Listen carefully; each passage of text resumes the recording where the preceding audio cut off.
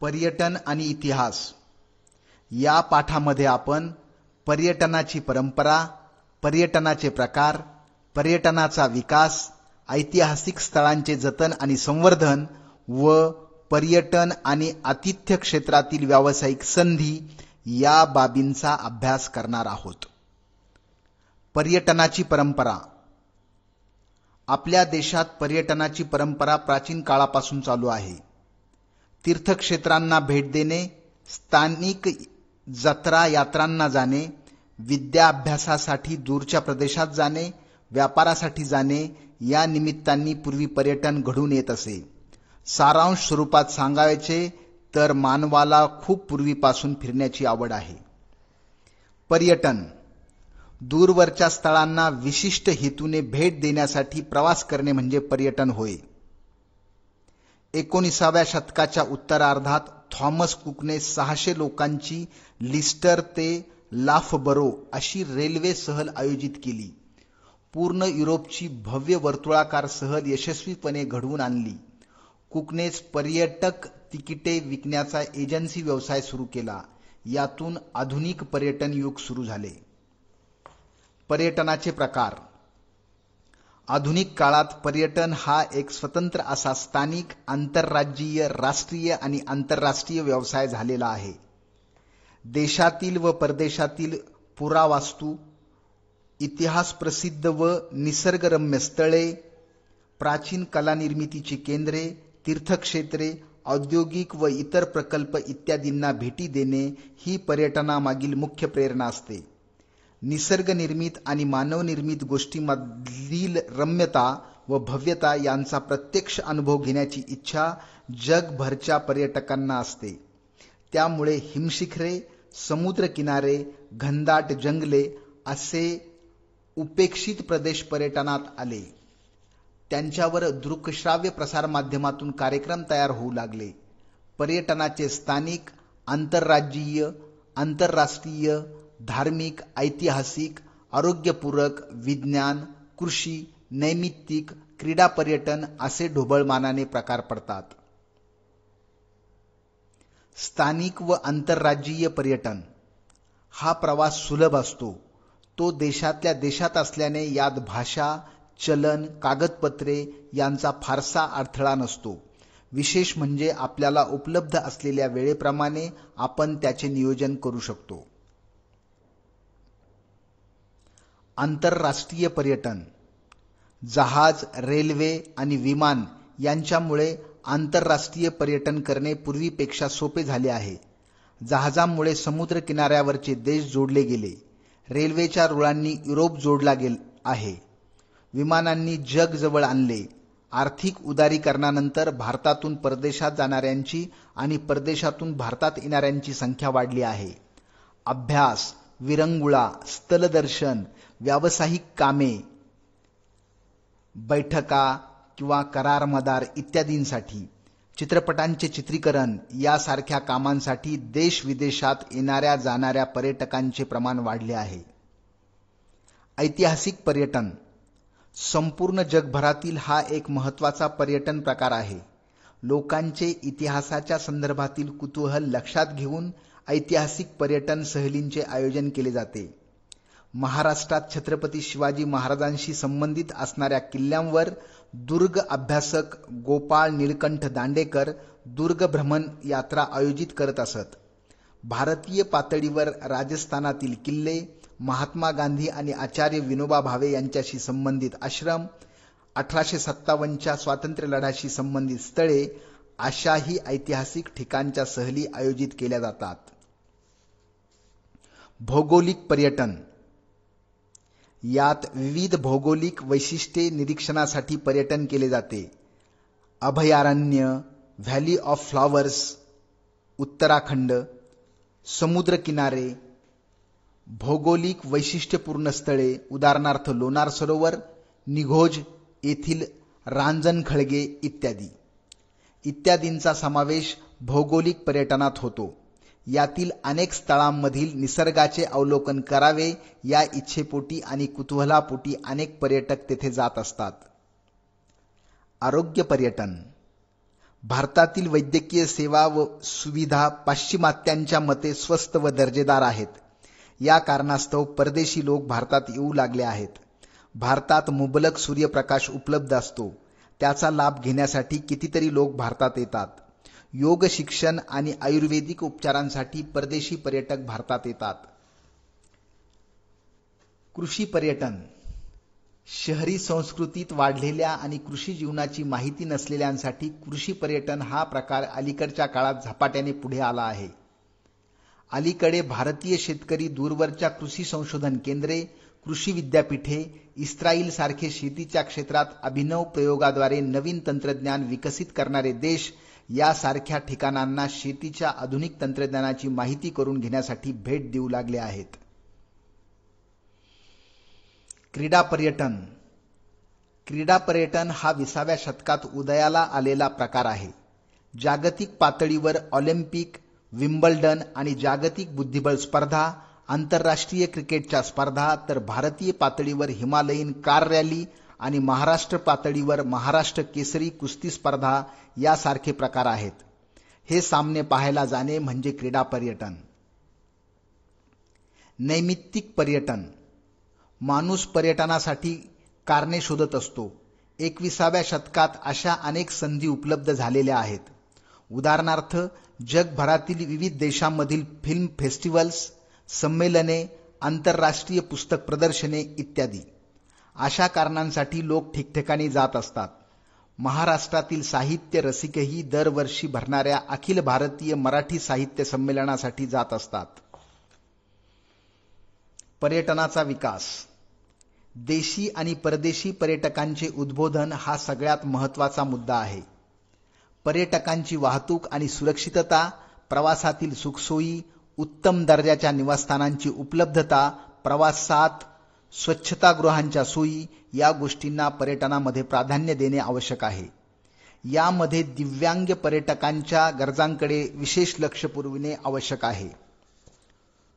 ऐतिहासिक वारशांच्या जतनासाठी आपणास काही काळजी घेणे आवश्यक असते.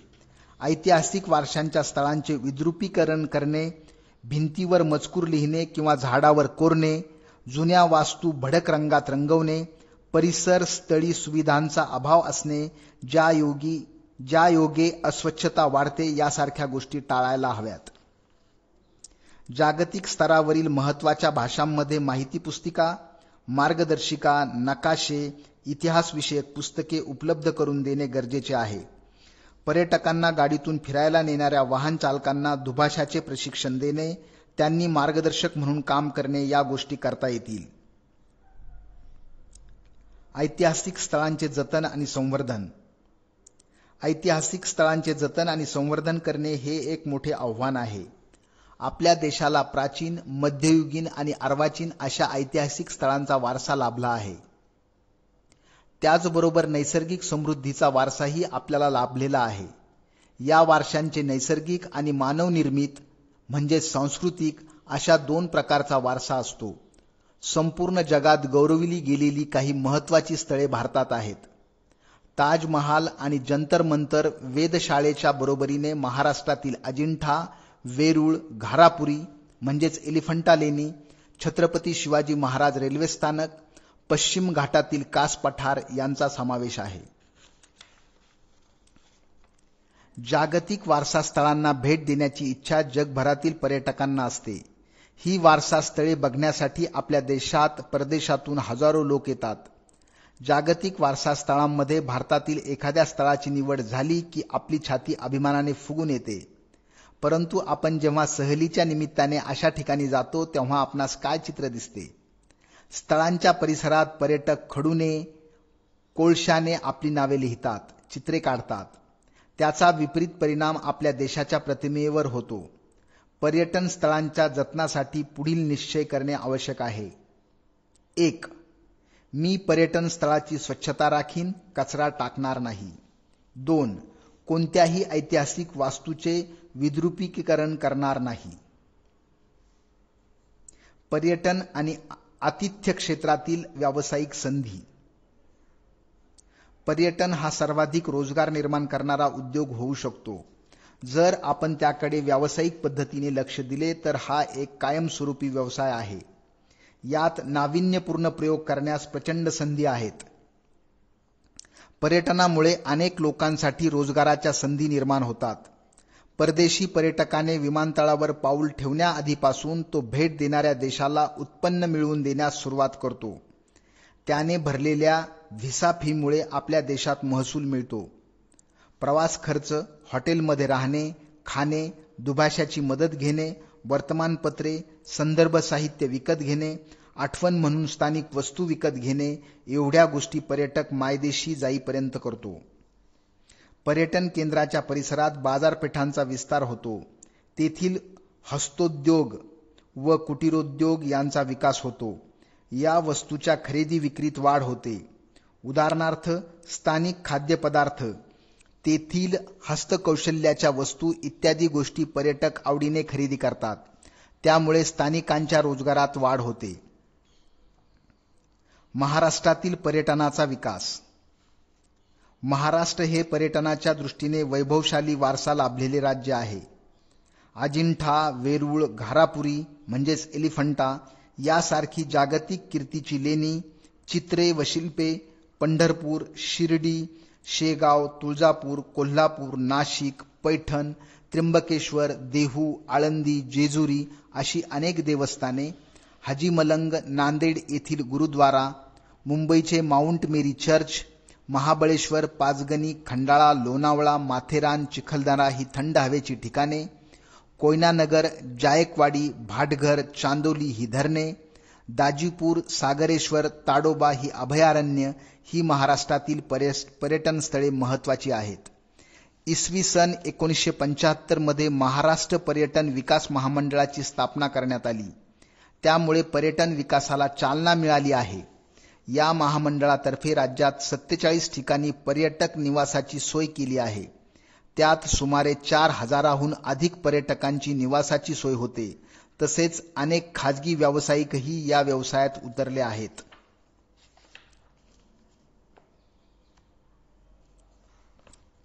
माहित आहे का तुम्हाला, बौद्ध वाङ्मयात लोकांच्या उद्बोधनासाठी स्वतः गौतम बुद्धांनी भारतातील अनेक प्राचीन शहरांना भेटी दिल्याचे उल्लेख आहेत.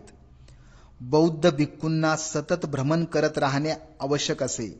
तसेच जैन मुनी आणि साधू हेही सतत भ्रमण करत असत. इसवी सन 630 मध्ये चीनी प्रवासी युआन श्वांग चीनमधून भारतात आला होता. मध्ययुगात संत नामदेव, संत एकनाथ, गुरु नानक देव, रामदास स्वामी हे भारत भ्रमण करत होते. माहित आहे का तुम्हाला, जगातील पहिला युरोपीय शोधक प्रवासी म्हणून बेंजामिन ट्युडेला प्रसिद्ध आहे. त्याचा जन्म स्पेनमध्ये झाला. 1159 ते 1173 दरम्यान त्याने फ्रान्स, जर्मनी, इटली, ग्रीस, सिरिया, अरबस्तान, इजिप्त, इराक, पर्शिया म्हणजेच इराण, भारत व चीन या देशांना भेटी दिल्या. त्याने आपल्या प्रवासादरम्यानचे अनुभव दैनंदिनीमध्ये लिहिले. ही दैनंदिनी इतिहासाचा महत्वाचा दस्तऐवज आहे. Marco Polo. 13व्या शतकातील मार्को पोलो या इटालियन प्रवाशाने आशिया खंड आणि विशेषतः चीनची ओळख युरोपला करून दिली. तो 17 वर्ष चीनमध्ये राहिला. आशियातील निसर्ग, समाज जीवन, सांस्कृतिक जीवन आणि व्यापार यांची ओळख त्याने जगाला करून दिली. यातूनच युरोप व आशिया यांच्यात संवाद व व्यापार सुरू झाला. Ibn Battuta. इस्लामी जगताची प्रदीर्घ सफर घडवून आणणारा 14व्या शतकातील प्रवासी म्हणजेच इब्न बतूता. तो 30 वर्ष जग फिरत होता. एकाच रस्त्याने 2 वेळा प्रवास करायचा नाही असे त्याचे धोरण होते. मध्ययुगाचा इतिहास आणि समाज जीवन समजण्यासाठी बतूताचे लेखन उपयोगी आहे. Gerhard Mercator. 16व्या शतकातील गेरहार्ट मर्केटर हा जगाचा नकाशा आणि पृथ्वीचा गोल बनवणारा नकाशा आरेखक म्हणून प्रसिद्ध आहे. त्याच्यामुळे युरोपातील शोध मोहिमांना गती मिळाली. माहित आहे का तुम्हाला, तीर्थयात्रेसाठी देशाच्या एका टोकापासून दुसऱ्या टोकापर्यंत पायी प्रवास करण्याची परंपरा भारतामध्ये पूर्वीपासून प्रचलित होती. महाराष्ट्रातून उत्तरेकडे अयोध्येपर्यंत व तेथून पुन्हा महाराष्ट्रापर्यंत प्रवासाचे वर्णन विष्णू भट गोडसे यांनी लिहून ठेवले आहे. माझा प्रवास हे त्यांच्या प्रवास वर्णनाच्या पुस्तकाचे नाव आहे. या पुस्तकाचे वैशिष्ट्य म्हणजे विष्णू भटांनी हा प्रवास 1857च्या स्वातंत्र्य संग्रामाच्या काळात केला. या स्वातंत्र्य संग्रामासंबंधीच्या अनेक गोष्टींचे ते प्रत्यक्ष साक्षीदार होते. त्यामुळे या स्वातंत्र्य संग्रामाचे आणि विशेषतः राणी लक्ष्मीबाई यांच्या जीवनाविषयीचे अनेक तपशील आपल्याला समजतात. एवढेच नव्हे तर 18व्या शतकातील मराठी भाषेचे स्वरूपही आपल्याला समजते. हे पुस्तक तत्कालीन इतिहासाचे एक महत्त्वाचे साधन आहे. माहिती करून घ्या. जगभरातील विविध समाजातील लोक अनेक ठिकाणी विखुरलेले आहेत. त्यांच्यामध्ये प्रचलित असलेल्या पुराणकथा आणि त्या पुराणकथांशी जोडली गेलेली भौगोलिक स्थळे यामुळे त्यांच्यातील एकात्मतेची भावना टिकून राहते. या स्थळांना भेट देण्यास महत्त्व येते. त्यातूनच धार्मिक पर्यटनाची सुरुवात होते. उदाहरणार्थ 4 धाम, 12 ज्योतिर्लिंगे यामधील बहुसंख्य ठिकाणी लोकांची सोय व्हावी म्हणून पुण्यश्लोक अहिल्याबाई होळकर यांनी आपल्या व्यक्तिगत गंगाजळीतून लोकोपयोगी कामे केलेली आहेत. चला शोधूया. वरील प्रकाराव्यतिरिक्त विज्ञानविषयक पर्यटन, विरंगुळा, सांस्कृतिक पर्यटन व समूह पर्यटन या प्रकारांची माहिती शिक्षक व आंतरजालाच्या म्हणजेच इंटरनेटच्या मदतीने शोधूयात. माहित करून घ्या. स्वच्छ भारत अभियानाची माहिती घ्या. सांगा पाहू, पर्यटकांसाठी आपणास कोणकोणत्या सुविधा उपलब्ध करून द्यायला हव्यात? पर्यटकांशी स्थानिक या नात्याने तुम्ही कसे वागाल? करून पहा. आंतरजालाच्या साहाय्याने भारतातील सांस्कृतिक, नैसर्गिक व संमिश्र ऐतिहासिक वारसा स्थळांची चित्रे जमा करा.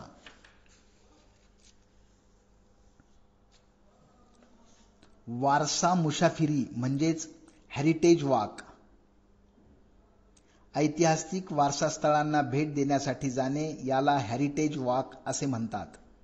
जेथे इतिहास घडला तेथे प्रत्यक्ष जाऊन इतिहास जाणून घेणे ही अनुभूती हेरिटेज वॉकमध्ये येते. जगभर अशा प्रकारचे उपक्रम चालवले जातात. भारताला शेकडो वर्षाचा इतिहास आहे. भारतातील प्रत्येक राज्यात ऐतिहासिक स्थळे आहेत. यात प्राचीन, मध्ययुगीन आणि आधुनिक स्थळे यांचा समावेश होतो. गुजरातमधील अहमदाबाद शहरातील हेरिटेज वॉक प्रसिद्ध आहे. महाराष्ट्रात मुंबई, पुणे इत्यादी शहरांमध्ये या उपक्रमांचे आयोजन केले जाते. यामुळे ऐतिहासिक वास्तू जतन करणे, त्याची माहिती जमवणे आणि ती जगभर विविध माध्यमातून पोहोचवणे इत्यादी उपक्रम चालवले जातात. ऐतिहासिक व्यक्तींची निवासस्थाने ही सुद्धा ऐतिहासिक वारसा असतात. काही ठिकाणी अशा स्थळांवर नीलफलक लावण्याची पद्धत आहे. करून पहा. आपल्या परिसरातील ऐतिहासिक स्थळांना भेट देण्यासाठी शिक्षकांच्या मदतीने वारसा मुसाफिरी आयोजित करा. माहित आहे का तुम्हाला, भारतातील पहिले आगळेवेगळे पुस्तकांचे गाव? महाबळेश्वर येथून जवळच असलेले भिलार हे गाव निसर्गरम्य व स्ट्रॉबेरीचा गोडावा असलेले गाव आहे. या पुस्तकाच्या गावामध्ये अनेक घरात पर्यटकांसाठीच पुस्तके आहेत.